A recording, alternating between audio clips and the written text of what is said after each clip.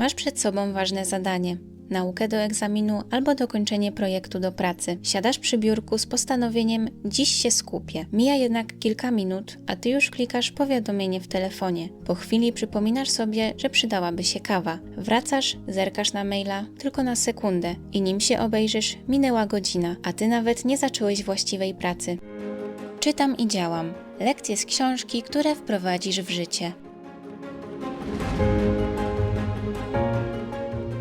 Niestety nie jesteś sam. Wielu z nas codziennie zmaga się z rozproszeniem uwagi, zmęczeniem koncentracją i odkładaniem wszystkiego na później. Te ciągłe rozproszenia sprawiają, że skupienie się na jednym zadaniu graniczy z cudem. Żyjemy w świecie, w którym nasza uwaga jest bombardowana bodźcami. Media społecznościowe, powiadomienia, e-maile, newsy. Wszystko konkuruje o nasz czas. W efekcie trudno wytrwać przy jednej czynności dłużej niż kilka minut bez przerwy. Wiele osób czuje, jakby ich zdolność koncentracji stopniowo malała, a prokrastynacja, czyli nawyk odkładania na później, staje się codziennym wrogiem. Dlaczego dziś tak trudno się skupić? Problem ze skupieniem to efekt naszych warunków pracy i życia. Jesteśmy wręcz przeciążeni bodźcami. Przykład z życia. Przeciętny pracownik biurowy jest przerywany co 11 minut, a po takiej przerwie potrzebuje średnio 25 minut, by wrócić do przerwanego zadania. Innymi słowy, zanim odzyskasz pełne skupienie, znowu coś ci je przerwie i tak w kółko. Ta ciągła praca w przerwaniu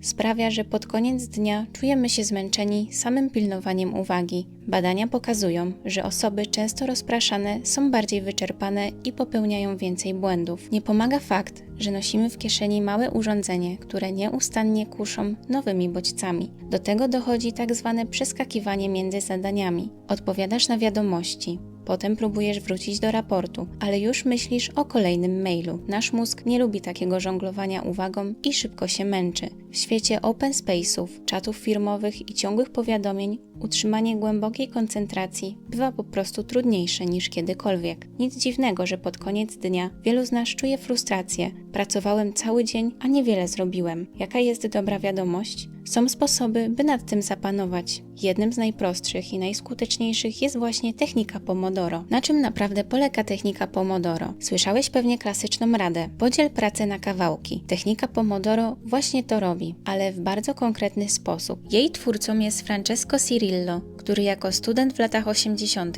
miał problem ze skupieniem. W akcie desperacji wziął kuchenny timer w kształcie pomidora, stąd nazwa Pomodoro. Po włosku pomidor. Nastawił go na 10 minut i postanowił tyle pracować. Ku jego zdziwieniu ta mała sztuczka zadziałała. Później dopracował metodę do klasycznego formatu 25 minut pracy i 5 minut przerwy, powtarzane w cyklach. Na czym to polega w praktyce? Ustawiasz timer na ustalony czas, tradycyjnie 25 minut i w tym czasie pracujesz nad jednym konkretnym zadaniem, maksymalnie skupiony. Zero scrollowania w telefonie.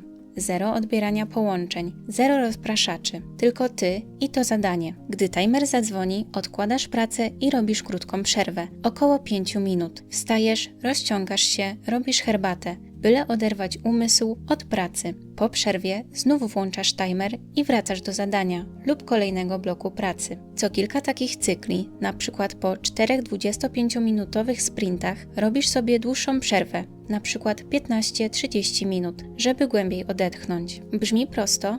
Bo to proste. Cały sekret Pomodoro polega na naprzemiennym przeplataniu okresów intensywnego skupienia i krótkiego odpoczynku. Dzięki temu nawet duże zadanie przestaje być przytłaczające. Liczy się tylko ten najbliższy, mały odcinek czasu do przepracowania. Nie myślisz, muszę siedzieć nad tym projektem cały dzień, tylko popracuję nad tym przez najbliższe 25 minut. To psychologicznie o wiele łatwiejsze do przełknięcia. To pewien nawyk pracy.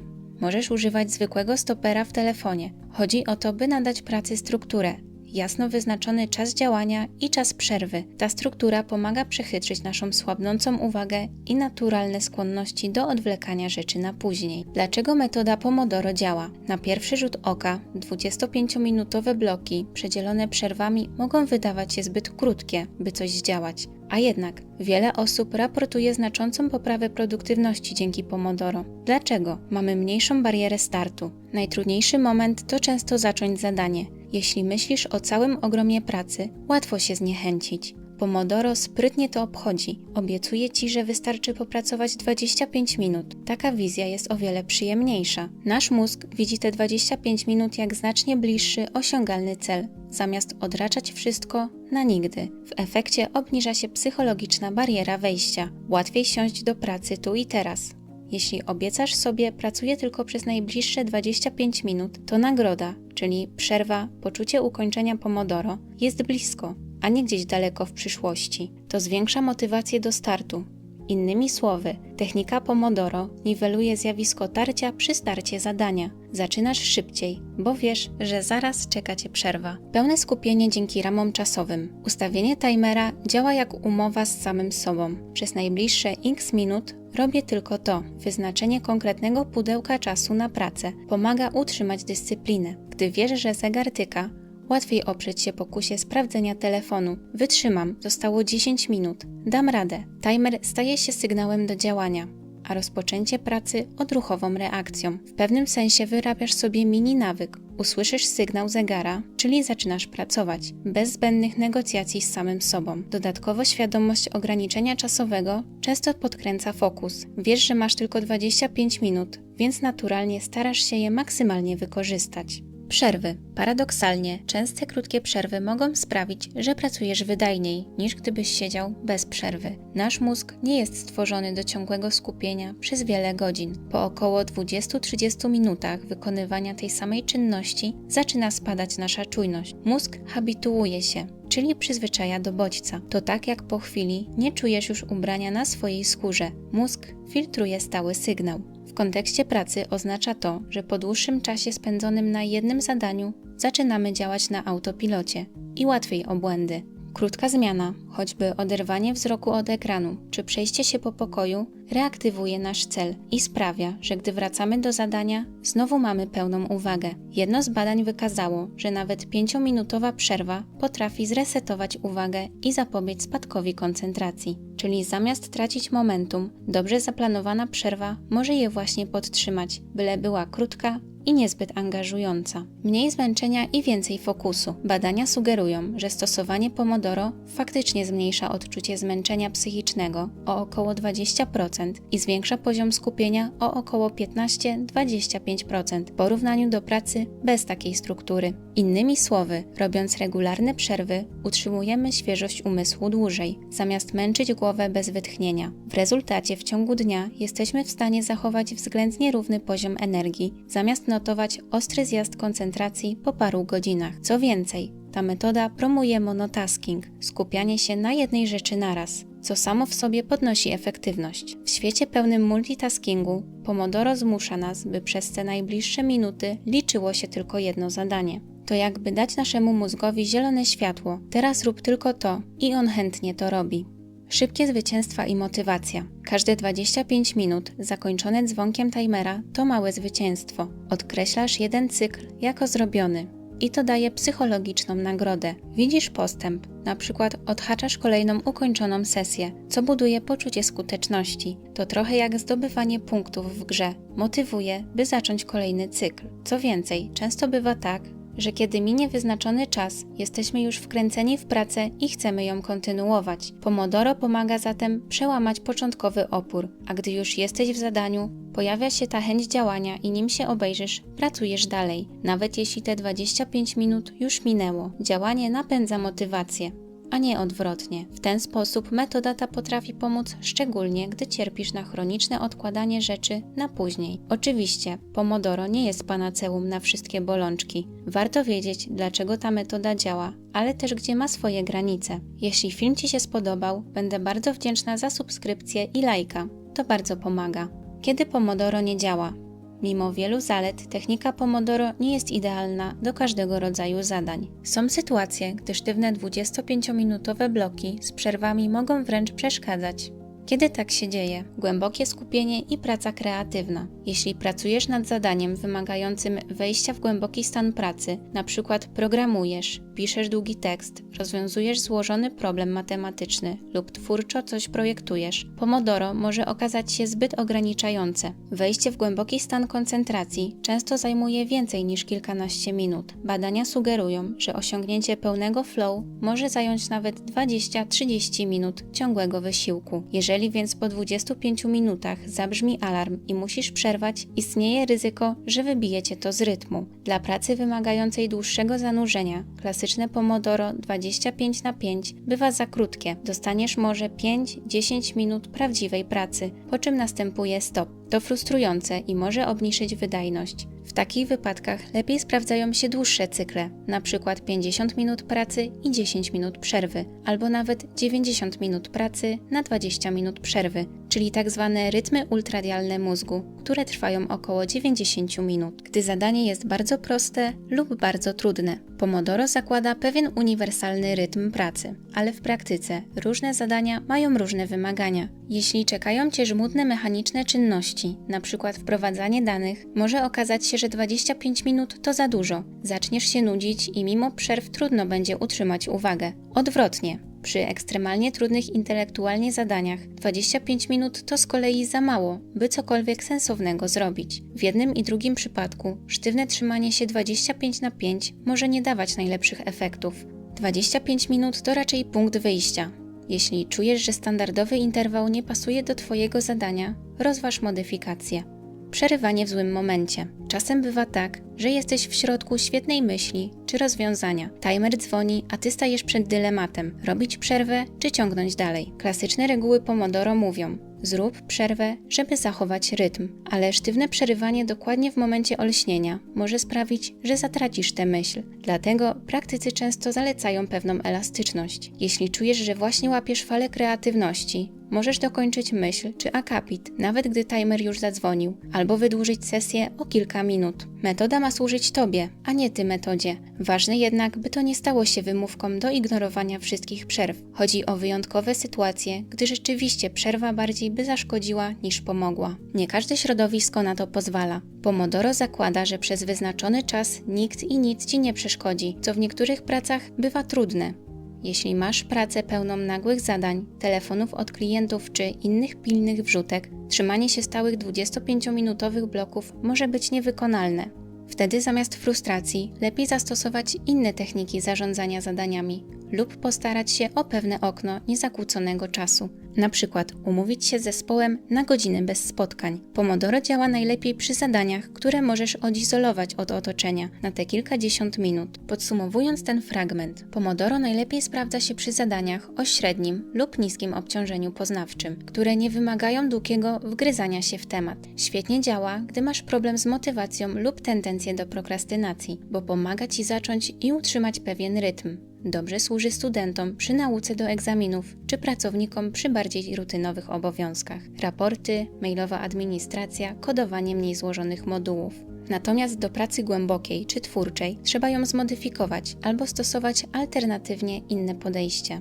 Najczęstsze błędy przy stosowaniu Pomodoro. Błąd pierwszy. Trzymanie się kurczowo 25 minut dla wszystkich. Wiele osób myśli, że 25 minut to magiczna, obowiązkowa wartość. Tymczasem nie ma nic złego w dostosowaniu długości bloku do siebie. 25 minut było punktem wyjścia zaproponowanym przez Cirillo, ale nie każdemu i nie do każdej pracy będzie pasować. Jeśli zauważysz, że ledwo rozpędzasz się w 25 minut, spróbuj dłuższych bloków 30, 40, 50 minut. Jeśli z kolei 25 minut to dla Ciebie za długo i ciągle zerkasz na zegar, spróbuj krótszych, na przykład 15 minut. Kluczowe jest wyczucie własnego rytmu. Pomodoro ma Ci pomóc, a nie stać się więzieniem czasu. Błąd drugi. Multitasking w trakcie Pomodoro. Zasada jest jedna. W trakcie pracy robisz jedną rzecz. Jeśli podczas 25-minutowej sesji próbujesz robić kilka zadań naraz, na przykład odpisywać na czacie w międzyczasie albo skakać między projektem a mailami, to właściwie nie robisz Pomodoro. To trochę tak, jakbyś próbował biec w 2 kierunkach jednocześnie. Efekt będzie marny. Taki multitasking niweczy korzyści płynące z metody. Zamiast jednego skoncentrowanego bloku masz kilka poszatkowanych strzępków uwagi. Unikaj tego błędu. Wybierz konkretny cel na dany blok i trzymaj się go. Błąd trzeci. Nieodpowiednie wykorzystanie przerw. 5 minut przerwy to niby niewiele, ale wystarczy, żeby kompletnie się rozproszyć, jeśli zrobisz w tym czasie coś angażującego. Typowy błąd to sięganie po media społecznościowe lub wciągające rozrywki w trakcie przerwy. Scrollowanie Instagrama czy odpalenie na szybko filmiku na YouTube może zmienić 5 minut w 15, a do tego twój mózg odpływa myślami daleko od pracy. Po takiej przerwie ciężko wrócić na właściwe tory. Moment rozpędu zostaje utracony, a ty musisz na nowo się wdrażać. Badania wskazują, że krótkie, niezbyt stymulujące przerwy faktycznie podtrzymują momentum poprzez ponowne ukierunkowanie celu, ale długie i rozpraszające przerwy, np. z social mediami, już nie. Dlatego przerwy w Pomodoro najlepiej spędzać aktywnie, ale spokojnie. Wstań od biurka, przejdź się, wyjrzyj przez okno, zrób parę skłonów, daj oczom odpocząć od ekranu. Krótki spacer czy rozciąganie to świetny pomysł. Kilka minut ruchu dotleni mózg i poprawi krążenie, co faktycznie cię odświeży. Za to lepiej unikaj w przerwie tego, co może cię wciągnąć na dłużej. TikToka, gier, zaczynania innego skomplikowanego zadania. Złota zasada. Przerwa ma być prawdziwą przerwą, a nie zmianą zadania na inne. Błąd czwarty. Omijanie przerw, bo dobrze mi idzie. Zdarza się, że gdy jesteśmy bardzo zaangażowani, kusi nas, by zignorować timer i pracować dalej, rezygnując z 5-minutowej przerwy. Jednorazowo to nie koniec świata, zwłaszcza jeśli właśnie łapiesz flow. Jednak ciągłe pomijanie przerw to prosta droga do przemęczenia. Te krótkie pauzy są wbudowane celowo, by dać twojemu umysłowi odrobinę wytchnienia i zapobiec kumulowaniu się zmęczenia. Jeśli będziesz je notorycznie pomijać, po kilku cyklach zaczniesz odczuwać spadek energii i koncentracji. Pamiętaj, że nawet najlepszy sprinter potrzebuje oddechu. W pomodorowych sprintach tym oddechem są przerwy. Staraj się ich przestrzegać, chyba że naprawdę wyjątkowo czujesz, iż możesz kontynuować. Podsumowując, najczęstsze błędy sprowadzają się do tego, że albo używamy Pomodoro zbyt sztywno, nie słuchając własnego rytmu i potrzeb zadania, albo zbyt luźno, pozwalając sobie na rozproszenia w trakcie bloków lub przerw. Na szczęście wszystkie te pułapki da się ominąć, jeśli podejdziemy do metody świadomie. W następnym kroku zobaczymy, jak zacząć z Pomodoro i jak ewentualnie dostosować tę technikę pod siebie. Jak wdrożyć Pomodoro w praktyce? Wersja minimum. Na dobry początek włącz gotowy 25-minutowy timer dostępny na tym kanale. Następnie wybierz jedno zadanie, które dziś chcesz wykonać lub przynajmniej nad nim popracować. Może to być rozdział książki do przeczytania, napisanie fragmentu raportu, przejrzenie notatek do egzaminu, coś, co odkładasz albo co wymaga skupienia. Przez te najbliższe minuty pracuj tylko nad jednym zadaniem. Traktuj to trochę jak eksperyment. Zobacz, czy uda ci się nie rozpraszać. Gdy zadzwoni alarm, zrób sobie przerwę 5 minut. Odejdź od biurka, rozprostuj nogi, potem oceń, jak ci poszło. Jeśli czujesz, że masz siłę, nastaw kolejny 25-minutowy blok i jedziemy dalej. Jeżeli był to już solidny wysiłek, zakończ na tym i nagródź się dłuższą przerwą. Już 1 czy 2 pomodoro dziennie na początek pozwolą ci wyczuć, o co w tym chodzi. Na starcie chodzi o poznanie metody i sprawdzenie, czy ci odpowiada. Wersja dla ambitnych. Pełne wdrożenie. Jeśli chcesz naprawdę wykorzystać potencjał Pomodoro, spróbuj zaplanować cały dzień pracy albo nauki w takich cyklach. Zaplanuj konkretne bloki Pomodoro na różne zadania według priorytetów. Na przykład 9, 9:25 maile. 1 pomodoro, 9:30, 9:55 pisanie raportu, kolejne pomodoro i tak dalej. Po 4 cyklach zrób dłuższą przerwę, 15-30 minut, żeby się zregenerować. Taki plan dnia pomaga narzucić sobie rytm. Pełne wdrożenie Pomodoro to także mierzenie i dostosowanie pod siebie. Na koniec dnia zobacz, ile Pomodoro zrealizowałeś i jak się z tym czułeś. Jeśli na przykład zaplanowałeś 8 bloków, a udało się wykonać 6, to i tak świetny wynik na początek. Dzięki takiemu systemowi zyskasz lepszy wgląd w to, ile realnie czasu zajmują ci zadania i kiedy twoja energia spada. W wersji ambitnej warto też zadbać o higienę otoczenia. Zanim zaczniesz cykl, powyłączaj powiadomienia, uprzedź współpracowników lub domowników, że przez pół godziny jesteś niewidzialny. Przygotuj sobie wodę lub kawę zawczasu. Chodzi o to, by w trakcie Pomodoro nic nie wyrywało cię z pracy. Traktuj ten czas jak spotkanie z ważnym klientem, tyle że tym klientem jest twoje zadanie. Im poważniej podejdziesz do tych bloków, tym lepsze efekty zobaczysz. Dostosowanie metody. Bloki i przerwy szyte na miarę. Jak wspomniałam wcześniej, 25 minut to punkt wyjścia. Najważniejsze w technice Pomodoro jest znalezienie optymalnego rytmu dla siebie i rodzaju pracy, jaką wykonujesz. Jak zatem dostosować długość bloków i przerw? Długość bloku pracy. Jeśli standardowe 25 minut Ci nie pasuje, eksperymentuj z innymi ustawieniami. Przykładowo, masz problem z zaczęciem czegokolwiek i 25 minut Cię przeraża. Spróbuj 15 minut. Taki krótki sprint może być łatwiejszy na start, zwłaszcza gdy walczysz z prokrastynacją. Gdy poczujesz się pewniej, możesz stopniowo wydłużać czas. Czujesz, że 25 minut to za krótko, bo właśnie się rozkręcasz, a tu już przerwa. Wydłuż blok do 40-50 minut. Wiele osób po pewnym czasie praktyki przechodzi na dłuższe sesje, np. 45 minut na 10 minut przerwy. Badania podpowiadają, że przy zadaniach wymagających większego skupienia dłuższe bloki mogą być korzystniejsze. Zauważ, kiedy podczas pracy Twoja koncentracja naturalnie zaczyna spadać. To znak, ile mniej więcej powinien trwać Twój optymalny blok. Dla jednych to będzie 20 minut, dla innych 40. Pamiętaj jednak, by nie przesadzić w drugą stronę. Blok trwający 3 godziny to już nie Pomodoro, tylko regularna praca bez przerwy. Jeśli wydłużasz sesję, to wydłużaj też adekwatnie przerwy, żeby zachować proporcje. Długość i rodzaj przerwy. Klasyka to 5 minut przerwy po krótkim bloku i 15 minut po dłuższym. Na przykład po 4 Pomodoro, ale i tu masz pole do modyfikacji. Zauważ, co Tobie faktycznie pomaga się zregenerować. Jeśli 5 minut to za mało, byś odetchnął, spróbuj 10 minut przerwy po powiedzmy 50-minutowej sesji. Ważne jest, co robisz w przerwie. Najlepiej coś innego niż praca przy komputerze. Wstań, poruszaj się. Nawet 2-3 minuty ruchu potrafią zdziałać cuda dla krążenia. Możesz zrobić kilka przysiadów, pooddychać głęboko przy otwartym oknie albo na chwilę wyjść na balkon. Jeżeli czujesz mentalne zmęczenie, zamknij oczy na minutę.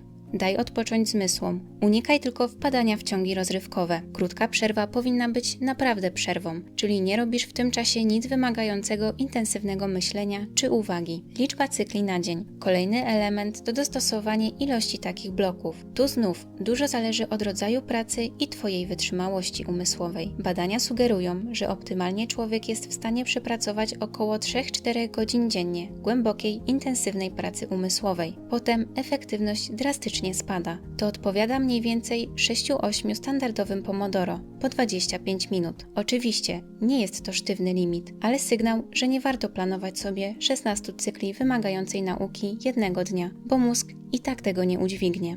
Jeśli po kilku Pomodoro czujesz się wyczerpany, zrób dłuższą pauzę lub na tym poprzestań. Z czasem możesz ten mięsień koncentracji trenować i zwiększać liczbę bloków, ale rób to stopniowo i obserwuj siebie. Lepiej wykonać 5 solidnych Pomodoro z dobrym skupieniem niż 10 byle jakich, gdzie w połowie już tylko udajesz, że pracujesz. W świecie pełnym rozproszeń technika Pomodoro jawi się jako zaskakująco proste, ale skuteczne narzędzie do okiełznania własnej uwagi. Zaczęliśmy ten odcinek od obrazu zmagań z koncentracją, od ciągle bzykającego telefonu przez pokusę kolejnej kawy, po godzinę straconą na niczym. Teraz wiesz, że jest sposób, by przerwać te błędne koło. Wystarczy timer, odrobina samodyscypliny i plan, by pracować mądrzej, a niekoniecznie dłużej. Pomodoro uczy nas, że krótkie, świadome cykle pracy z przerwami mogą przynieść lepsze efekty niż długie maratony bez wytchnienia. Daje strukturę, która pomaga zacząć zadanie, zamiast je odkładać i utrzymać tempo bez wypalenia po 2 godzinach. Oczywiście,